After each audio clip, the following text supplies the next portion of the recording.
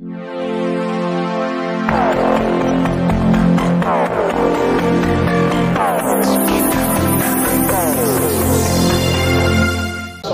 लढाई कुठेतरी आपण आज यशस्वी झालो असं मानण्याचा आमचा दिवस आहे.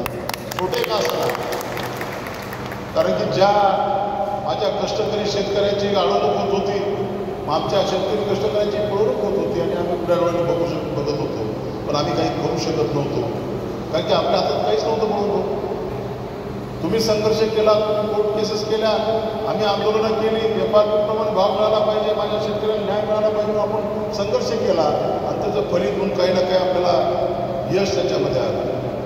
आणि सगळ्यात महत्त्वाचं तुम्ही सगळेजण जाणता की आपला हा मांजरा पट्टा आहे, बरोबर आहे विष्णुपत. मांजरा पट्ट्यामध्ये तर आम्हाला रामराम घातला तरी त्याचा ऊस वाढीत होते, आम्हाला कोणी सतरंजी दिली तर त्याला वाळी टाकलं जात होतं. पण आज असे अनेक गावं आहेत की त्या गावामध्ये मला JCBला पुढं उडवून घेऊन जातात. ते कशामुळे घेऊन जातात तर मी तुमच्यामध्ये विश्वास निर्माण केला, मी तुमच्या स्वाभिमानाची लढाई लढलो, तुमचा स्वाभिमान जगला पाहिजे, तुमचा स्वाभिमान वाढला पाहिजे म्हणून मी संघर्ष केला आणि तुम्ही मला मोठ्या प्रचंड प्रमाणात आशीर्वाद दिला आणि महाराष्ट्रामध्ये क्रांती करण्याचं काम या लातूर ग्रामीणमधल्या माझ्या वडीलधाऱ्या माणसांनी माझ्या भावाने केलं. त्याचा मला सार्थ अभिमान, कारण मी सुद्धा एका शेतकऱ्याचा मुलगा आहे. आत्ता बोलून भाऊनी सांगितलं, आमचे अण्णा असतील, आमचे नाना असतील, आमचे सर असतील, विश्वनाथरावजी कराड सर असतील, आमच्या प्रयाग अक्का असतील, आमचे आजोबा दादाराव साधू कराड असतील, आमच्या दादांचा आशीर्वाद असेल, आमच्या प्रयाग अक्कांचा आशीर्वाद असेल आणि एवढं मोठं विश्व या देशामध्ये उभा करून जगाच्या पातळीवर नाव घेऊन जाणारे आमचे चुलते विश्वनाथरावजी कराड साहेब असतील.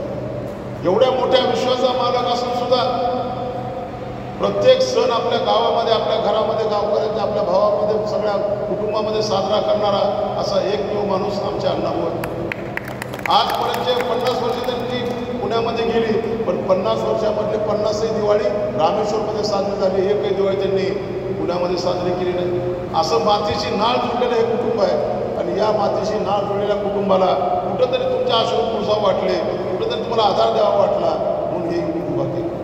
बोलून भाऊ तुम्ही म्हणलात की त्यांच्यापेक्षा 1 रुपया तरी भाव जास्त दिला पाहिजे, हे मलाही पटत आहे. पण प्रत्यक्षामध्ये बोलून भाऊ किती अडचणी आहेत, काय काय करावं लागेल, या सगळ्या गोष्टींचा विचार आपण सगळ्यांनी केला पाहिजे. आपण हे रोपटं आता नवीन लावलं, रोप लावल्या त्याला फळं येत नाहीत. त्यांचं 40 वर्ष रोपं लावून झाले तर फळं मिळत नव्हते, आता या वर्षी पहिलं फळ लागलं. आणि तुम्ही एक साधा सोपा विचार करा, बोलून भाऊ आपल्या नरेंद्र मोदींचं सरकार या देशामध्ये आल्यानंतर शेतकऱ्यांना कुठेतरी न्याय मिळाला पाहिजे, शेतकऱ्यांना त्यांच्या कष्टाचा मोबदला मिळाला पाहिजे म्हणून FRP देणं बंधनकारक केलं. FRP म्हणजे कळालं का तुम्हाला, रिकव्हरीप्रमाणे भाव मिळाला पाहिजे.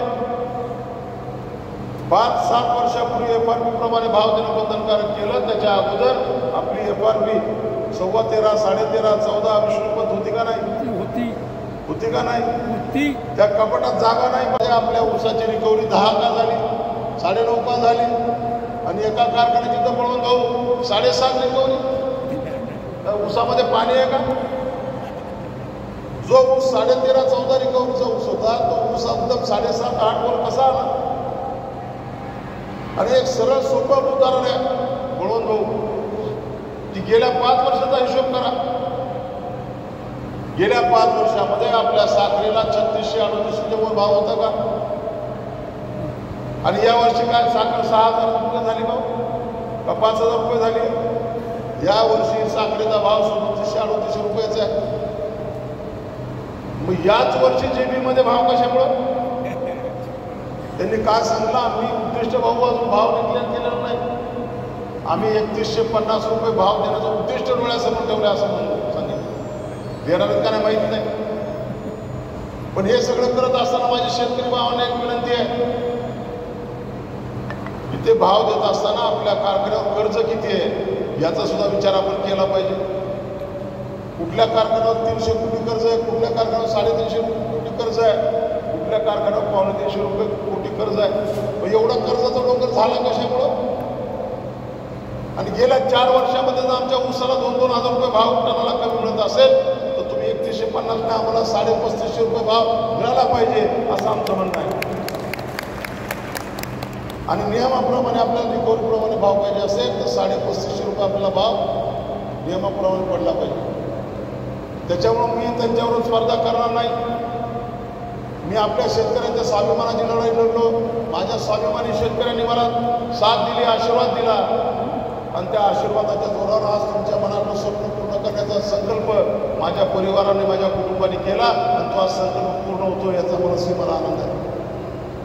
मी जरी राजकारणात असलो, आता बळवंत भाऊने आमच्या नागसिंह मालकांनी सांगितलं, हेच व्यवसाय म्हणून चालवत असताना अतिशय काटेकोरपणे काटकसरीने हा व्यवसाय चालवला राजेश मालक. एक नव्या पैशाचा हिशोब आपल्याला जपून करावा लागणार आहे, खर्च जपून करावा लागणार आहे. हा माझ्या जवळचा आहे, त्याचा ऊस घेऊन गेला पाहिजे हे चालणार नाही. जो नियम सर्वसामान्य सभासदाला आहे तोच नियम जवळच्या माझ्या भावाला असला पाहिजे, माझ्या मित्रालाही असला पाहिजे. याची काळजी तुम्ही घ्या. तुमच्या कारखान्यामध्ये काम करणारे कर्मचारी असतील, शेतकी विभागातले असतील, टेक्निकल विभागातले असतील, त्या सगळ्यांना माझी नम्र विनंती आहे. हे युनिट आपल्या घरचं युनिट आहे. या युनिटामधून आपल्याला शेतकऱ्यांना न्याय द्यायचा आहे. या युनिटमधून आपल्या शेतकऱ्यांना स्थैर्य द्यायचं आहे आणि त्यांचा स्वाभिमान आपल्याला जपायचा आहे. याच्यासाठी सगळ्यांनी प्रामाणिकपणे काम करावं, प्रयत्न करावेत आणि माझा शेतकरी हेच माझं दैवत आहे असं समजून सगळ्यांनी काम करावं. कारण ज्या कारखान्याचे मालक खरे सभासद शेतकरी आहेत बळवंत भाऊ, त्या कारखान्यावर माझ्या सभासद शेतकरी मालकाला कधीही मालकाची वागणूक मिळाली नाही, कधी त्यांचा मान सन्मान राखला गेला नाही. पण माझ्या या छोट्याशा युनिटच्या माध्यमातून माझ्या या कारखान्याचे जे तुम्ही सभासद असतील त्यांचा मान सन्मान राखला गेला पाहिजे, त्यांचा स्वाभिमान वाढला पाहिजे याच्यासाठी सगळ्यांनी काम करा. आणि माझ्या सगळ्या सभासद शेतकऱ्यांना सुद्धा विनंती आहे, पहिलं वर्ष आहे, राजेश मालकालाही फार काय अनुभव असं नाही, त्यांनाही अनुभवातून शिकायचं, मलाही काही अनुभव असं नाही. आणि माझ्याकडे तुम्ही आला तर मी काही बघत नाही असं मला स्पष्टपणे सांगतो की राजेश मालकाला भेटा. कारण की ज्या युनिटमध्ये मी काही लक्ष देत नाही राजेश मालक बघतायत आणि 100% राजेश मालक आपल्या कुटुंबावर, आपल्या परिवारावर जो संत महात्म्यांचा आशीर्वाद आपल्या पाठीमागे आहे त्या आशीर्वादाच्या जोरावर हे युनिटसुद्धा अतिशय चांगलं भरभराटीला येईल असं मला स्वतःला विश्वास आहे. कारण की आपल्या गावाचं दैवत, आपल्या गावाचं श्रद्धास्थान असलेलं संत गोपाळबुवा महाराजांच्या नावाने आपण हे युनिट चालू केलं आणि आपल्या पाठीमागं आपल्या कुटुंबावर उत्तरेश्वर पिंपरीचे माऊली महाराज असतील, आपले गावचे आपले पद्मश्री शंकर बापू आपले गावकर असतील, आपले योग महर्षी शेलार मामा असतील, अशा थोर विभूतींचा आपल्या सगळ्या कुटुंबावर आशीर्वाद आहे. आणि त्या आशीर्वादाच्या जोरावर आपण हे युनिट अतिशय सक्षमपणे आणि चांगलं चालू आणि आपल्या शेतकऱ्यांच्या डोळ्यातलं एक स्वप्न पूर्ण करण्याचा आपण प्रयत्न करू. एवढं ते आपण सगळी बोलतो. परत एकदा आपल्या सगळ्यांच्या वतीनं एक तुमचा प्रतिनिधी म्हणून मी राजेश मालक असतील, आमचे अण्णा असतील, इथं जे कुटुंब कामं बघणार आहेत त्या सगळ्यांना मला शुभेच्छा देतो. आणि राजेश मालक एक मला परत एकदा विनंती करतो की हा कारखाना चालवत असताना अतिशय काटेकोरपणे कारखाना चालवा. कुठलेही हायवे करू नका, कुठल्याही अवास्तव करू नका, सगळ्यांना विश्वासात घ्या आणि अतिशय काटेकोर नियोजन करून हा कारखाना चालवा आणि शेतकऱ्यांना न्याय द्या.